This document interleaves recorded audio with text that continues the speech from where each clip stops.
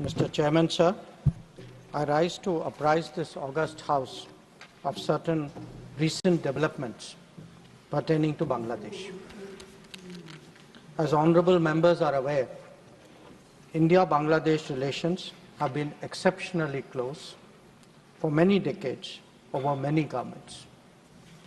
Concern about recent violence and instability there is shared across the political spectrum. Since the election in January 2024, there has been considerable tension, deep divides, and growing polarization in Bangladesh politics. This underlying foundation aggravated a student agitation that started in June this year. There was growing violence, including attacks on public buildings and infrastructure, as well as traffic and rail obstruction. The violence continued through the month of July.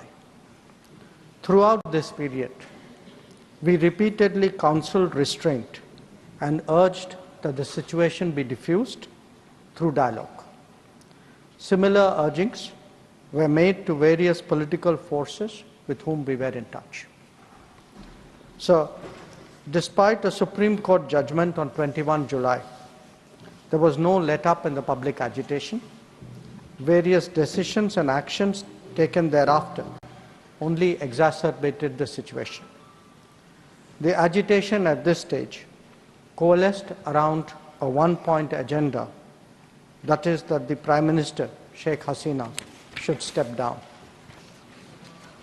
On 4th August, events took a very serious turn. Attacks on the police, including police stations and government installations, intensified even as overall levels of violence greatly escalated. Properties of individuals associated with the regime were torched across the country. What was particularly worrying was that minorities, their businesses and temples also came under attack at multiple locations. The full extent of this is still not clear.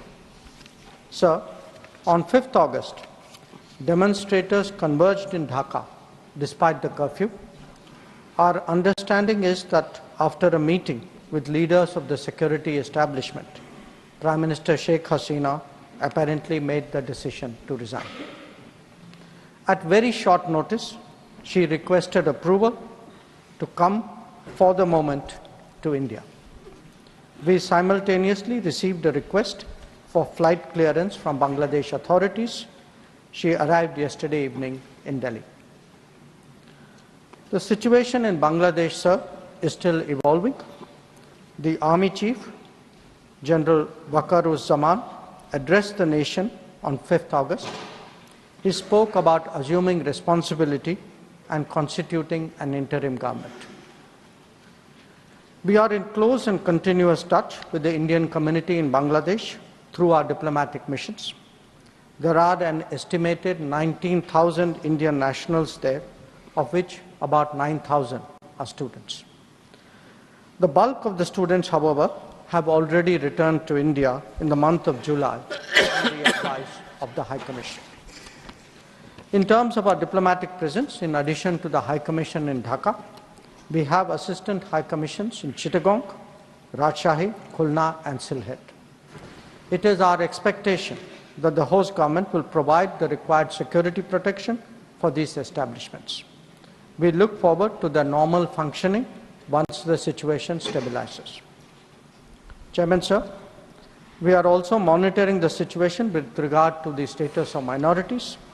There are reports of initiatives by various groups and organizations to ensure their protection and well-being.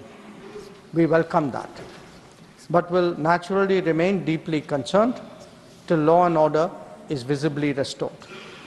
Our border guarding forces have also been instructed to be exceptionally alert in view of this complex situation. In the last 24 hours, we have also been in regular touch with the authorities in Dhaka. This is the situation as of now. I seek the understanding and support of the House in regard to sensitive issues regarding an important neighbour on which there has always been strong national consensus. Thank you.